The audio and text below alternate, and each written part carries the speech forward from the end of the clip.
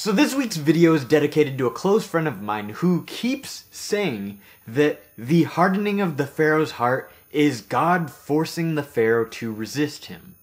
At least that's what I get from him, but it definitely is one of the criticisms that a lot of critics against religion have against this section of scripture. Well, yeah, it's one of those things to keep in mind when talking to a Christian. Why? Well, it completely destroys any Christian defense utilizing free will. This is vital when discussing big topics such as the problem of evil and the problem of absence, because in both of these cases, free will is very often rolled out as an excuse, and whilst there are other issues, such as with the presence of what can be termed as natural or background evil, or the fact that proving existence doesn't enforce worship, the hardening of the Pharaoh's heart acts as another route to take altogether. I remember I used to use it a lot in my earlier days on YouTube, back when I responded to the likes of Jason Burns and Inspiring Philosophy. I've described God in the scene like a bully doing the whole "why are you punching yourself" routine. Except with this, it ends in the slaughter of every firstborn in Egypt, including children born to newly made families. So yeah, the similarities end about there.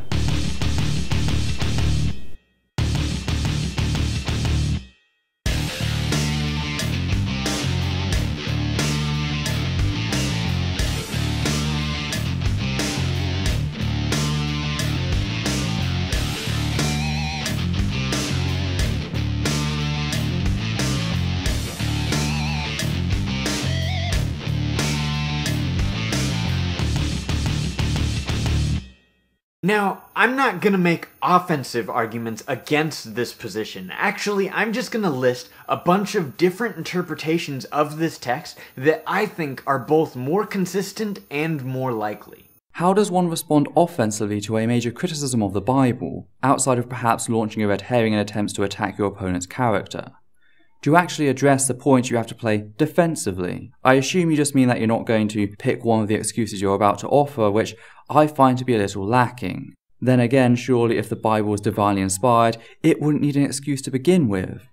But do carry on.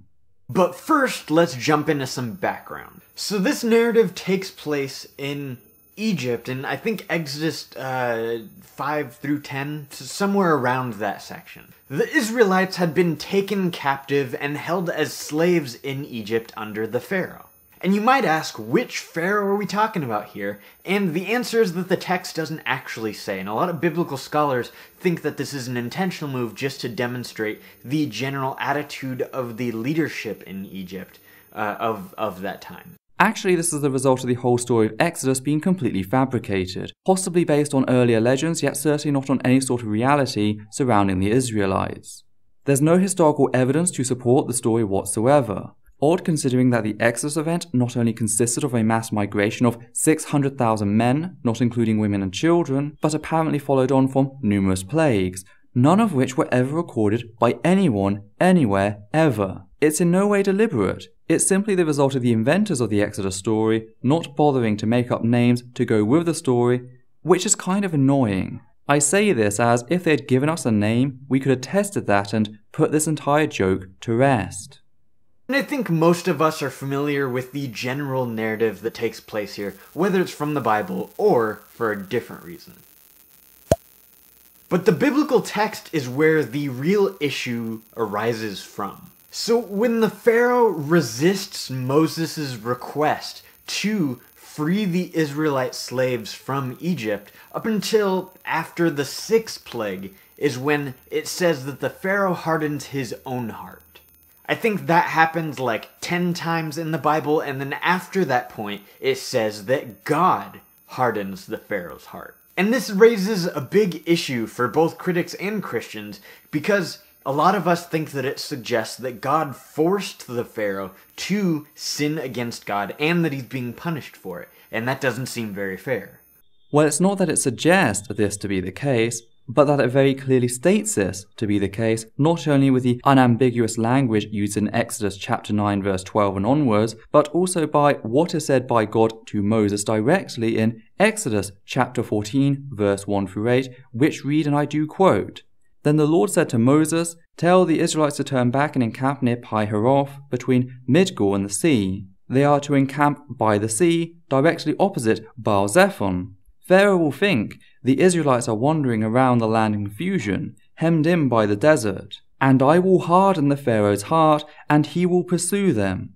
But I will gain glory for myself through Pharaoh and all his army, and the Egyptians will know that I am Lord." So the Israelites did this. When the king of Egypt was told that the people had fled, Pharaoh and his officials changed their minds about them and said, "What have we done? We have let the Israelites go and have lost their services."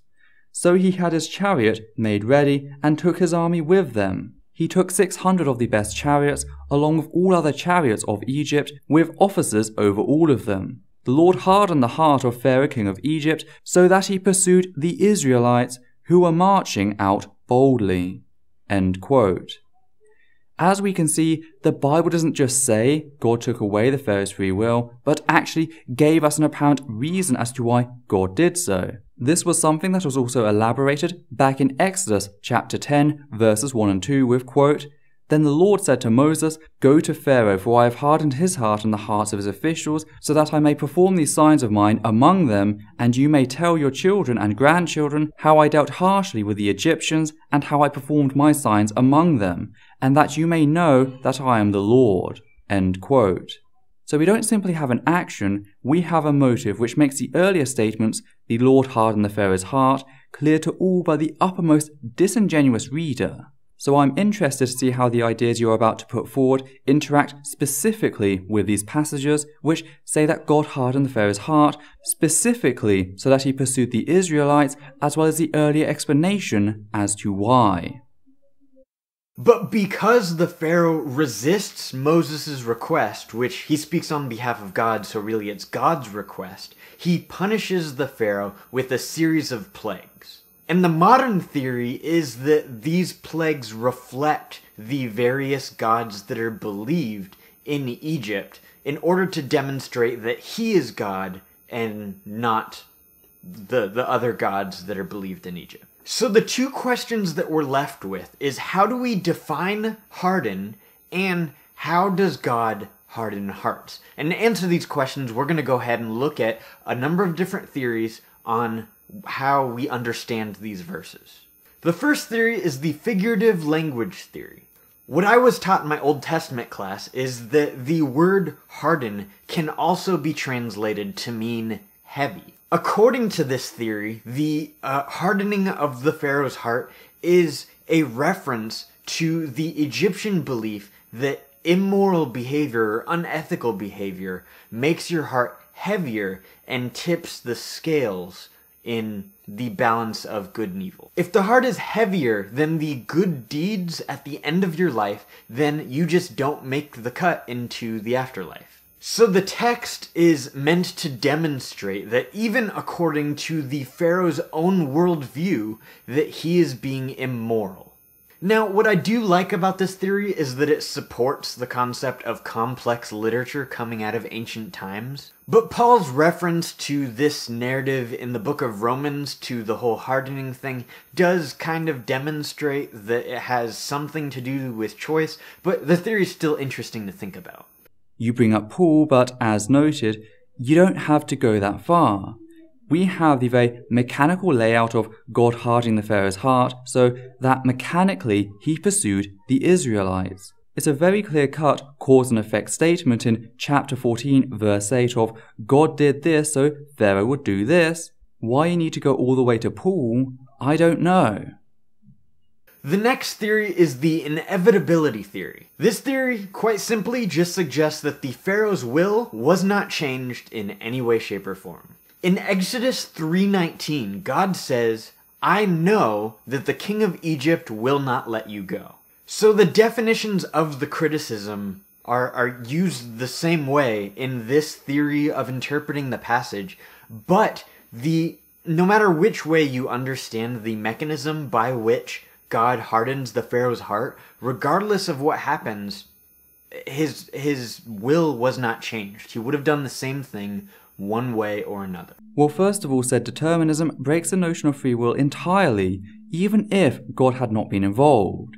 Yet what's more important is the question as to why God hardened the Pharaoh's heart if he, quote, knew that they would act in such a way.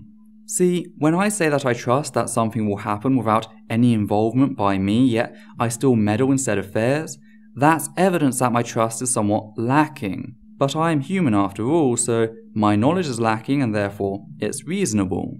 Your deity, on the other hand, doesn't have that human quality, at least not according to the scripture.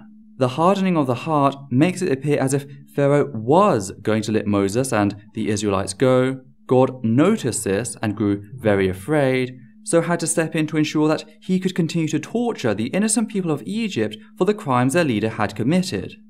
The next theory is the assistance theory. Another translation of the word harden is strengthen. This theory suggests that God is helping the Pharaoh to make the decision that he would have made anyway. So instead of changing his mind, actually he's sort of like separating the emotion from the choice that he would be making. So instead of causing the Pharaoh's heart to resist, instead he's strengthening the Pharaoh's heart to help him make a decision. Meh. So pretty much God's the person who says, no, go ahead, have the last slice of pizza after seeing you hesitate, only to pull a knife and pin your hand to the table as you reach over to take it, before leaping up and punching a random person who had no links to the decision I came to make. This argument doesn't make your God look particularly stable. Lastly is the patience theory. Now, this theory sticks with the definition of hardening to mean resistance, but it plays with the mechanism by which the hardening takes place. Advocates of this theory suggest that the Pharaoh's heart was hardened by God's persistent resolve to give the Pharaoh a peaceful opportunity to do the right thing. Every time he resists, he knows that a plague will happen, and then Moses comes back and says, hey, let my people go, and then he refuses and he hardens his heart. So when God hardens the Pharaoh's heart in this passage, the mechanism is not forcing the Pharaoh to resist God. Instead, God is forcing the Pharaoh to see his pride in holding on to the concept that the Pharaoh is in control and that the Pharaoh can, control everything and that he is essentially God. And he's holding on to that because he is resisting the peaceful solution that God offers him.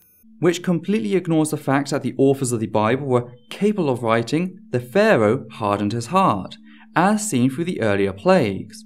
The shift in language and surrounding narrative is very specific to God acting on Pharaoh so that God could show off. So how does this deal with said facts?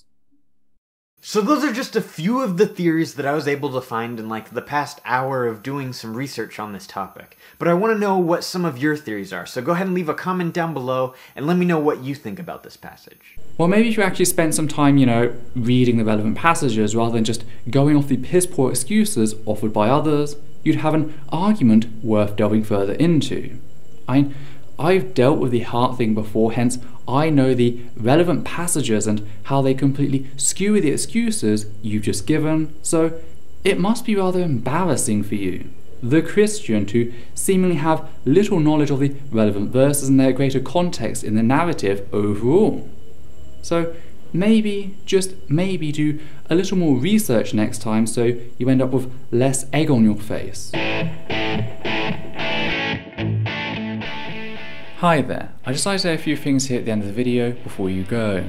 First, I'd like to thank everyone who has ever donated to the channel via Patreon, giving a special thanks to the following people: Hannah Banghart, Trevor Matheson, Matthew Kovac, John Schoenrock, Angazala Williams, and of course Daniel Martinez.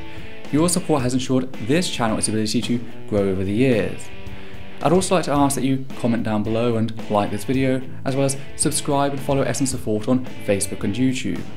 Please also consider following Atheist Alliance International on Facebook, an organisation dedicated to helping atheists around the globe.